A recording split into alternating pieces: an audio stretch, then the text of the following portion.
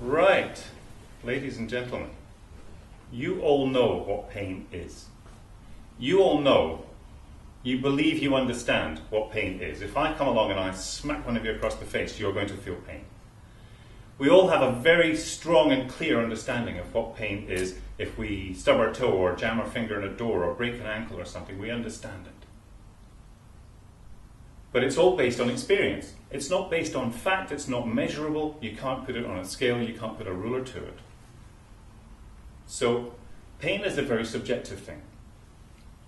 Insofar as, if I hurt myself, I know that I can compare that hurt, that pain, to something I've done before. And if I anticipate something happening to me in the future, I'm going to measure it against what I experienced. You will do the same.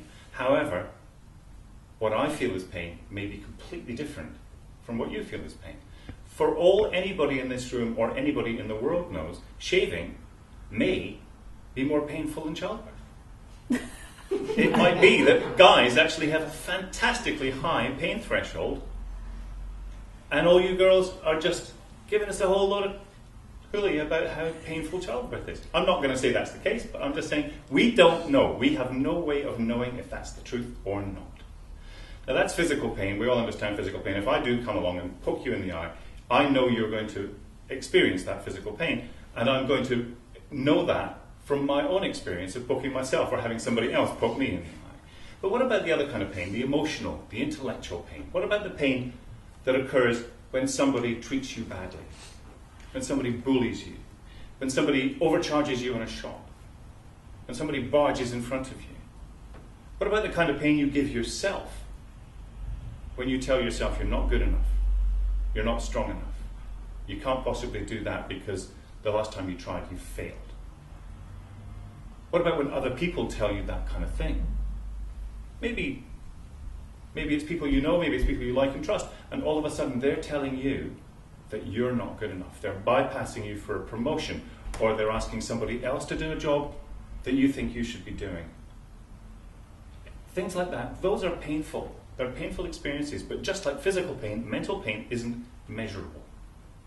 It's even worse though because you can't see it. You don't bruise, you don't graze, you don't bleed with mental pain. But it has real, tangible weight. And it's very important to recognize that. I'm going to show you why. Volunteers, Nick, you'll do. This way, please. Nick, what I want you to do is to engage in a little visualization for me, please. Okay. I want you to clearly picture, as I say things, what it would be like to experience them. Okay? Now this is an experiment, if you like, but it's a very real experiment. What I'm going to do is I'm going to give you a tangible measure, equating to what I talk about. Right. So what I want you to imagine, first of all, is February. Just hold your hands out. Thank you. It's February. Not a good month. Everybody hates February. Christmas is gone. Spring seems like a year away. And the weather's usually crap. In fact, the weather is so crap. It's not only February, it's also Tuesday, which is a pretty pants day, I think you'll agree. So that's some of that. And it's raining. There's a bit of sleet in there. It's not just raining, it's actually cold, slushy, sleety rain. And it's been raining for a couple of weeks now. Okay. And you're walking to work because your car's broken down.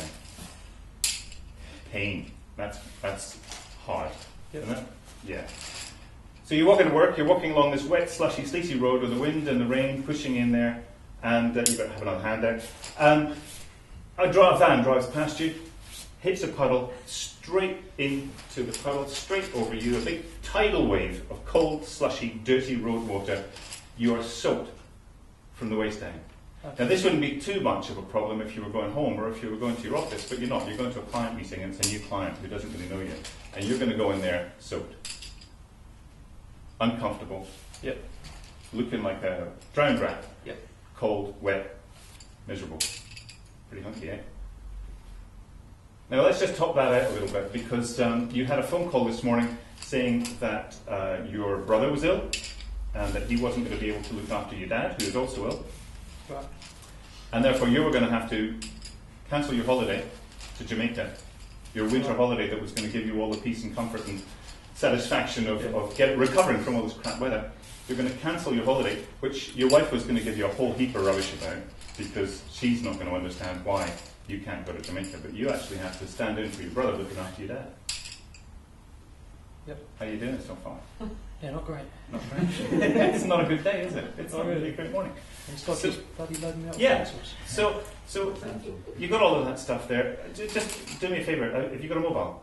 Yeah. Can you get it out for me? Starts to get a bit difficult, right? I've got a little hand. Yeah. So your mobile's there. The battery's flat, by the way. Just because you really want to call your client and cancel because you're not really in the mood for a meeting.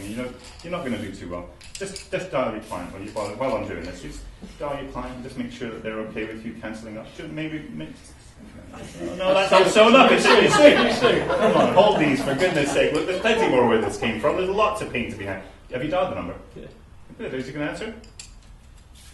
Voicemail. Voicemail. What are you going to say? Hello, it's Nick. Yeah. I'm psyched. I won't be at your meeting. Can we rearrange? Thanks. Bye. Everything's just getting a little bit awkward now, right? Yeah. Now, if you did that every day, if somebody came along and handed you a bunch of pencils, give me that phone now. A bunch of pencils. He doesn't have a mobile phone. What kind of financial advisor are you? If you did that every day, walked around and carried with you the pain that accumulated during the course of a day, even a good day, you would be unable to function as well as you should be able to. It would be a challenge to make a phone call. It would be a challenge to walk along the road. Stick those in there, Nick. Thank you very much indeed. Do you want a pencil for luck? Souvenir? Crack it down. Cheers, Steve. Thank you It's very much. okay, Mike. If you did that every day and carried that around and didn't find a way to get rid of the pain at the end of a day or at the end of every hour or the end of every minute or as it occurred, you'd very soon start to be labouring under a very, very heavy burden indeed. It wouldn't take long before you were dragging a sack of pain around with you. And if you drag something heavy around with you, it has a physical effect on you. You get tired. And you look tired. You look worn down. Your shoulders start to become bowed. Your face turns inwards because you're thinking about how bad you feel the whole time because you're dragging this pain around with you. Mental pain does that. And it does have a very tangible effect on how you look. Non-verbal communication is a vast part of how we communicate amongst ourselves. We give away 500 signals a second of non-verbal communication, every single second. We take in, we understand, we assimilate up to 1,500 signals a second. That's a huge amount of information, all happening at the unconscious level. So when you see somebody, you make an evaluation of them in a split second. And that evaluation is based on how they look and how they feel. If they're carrying a burden of pain around with them, you know it. Consciously or unconsciously, you recognize the fact that that person is carrying a burden. And for some people, the reaction is, can I help you? Can I take that burden from you? Can I help you with that in any way? Can I lift some of that pain away from you? Other people will take advantage. You're weak. You're tired. You're exhausted. You're dragging this pain around with you. Therefore, I will rip you off. I will barge in front of you. I will give you bad service. I will overlook you for the promotion because you're weak. And I'll look for somebody stronger. Every single one of us, every single person in this room, and every single person out with this room has exactly the same facility for dealing with pain if they choose to. But in order to deal with it, you have to recognize that it exists. You have to see it as something tangible and something that is transmitted to the viewer, to the observer, to the people you meet, the people you want to do business with. You want to present a strong, upright, fresh, energetic front to everybody because that way they will believe in you, they will trust you, and they will not take advantage of you. So, if you could literally, physically, tangibly see pain as a stick, a pencil, or whatever, a stone, you would do something with it. You would find something to do with it, whether it be stick it away for later, deal with it another time, do something constructive with it, give it to other people, but in a constructive way. I don't suggest that if somebody gives you a hard time, you give somebody else a hard time in return. That doesn't necessarily work. That actually compounds the pain. I think it multiplies it out so you actually end up with twice as much pain in the road instead of half. But you can be creative with it. You can take your pain and you can understand that if you change it, change what it's for, change what it does, it changes people's perception of you and it changes how you feel about yourself, more importantly. So if you have a collection of pencils and you're struggling to juggle everything around your life because of these pain states. You can either carry on and hope for the best, or you can do something creative. You can build something out of that. You can take an understanding of what's caused you pain and make sure that doesn't happen to you again. You can take that pain and you can help other people to avoid that in their life, and the more you do that, the less pain you feel, because you're being something proactive, you're being actively helpful for other people, and that dissipates all of that turmoil, that burden. If you do good, you feel good. I'm not talking about philanthropy, I'm talking about common sense, health, well-being, success. I'm talking about the things that really mean something to business, to people, to families, to relationships. But more importantly than any of that, I'm talking about lightening your burden. Giving yourself the opportunity to lift that pain off your shoulders and stand up and smile, even when things are tough. Leave the pain behind, walk away from it. You can always go visit it and look at it and admire it sometime if you feel that you miss it. It's not a problem, you can do that. But more importantly, get to recognize it. Know when you are carrying a burden.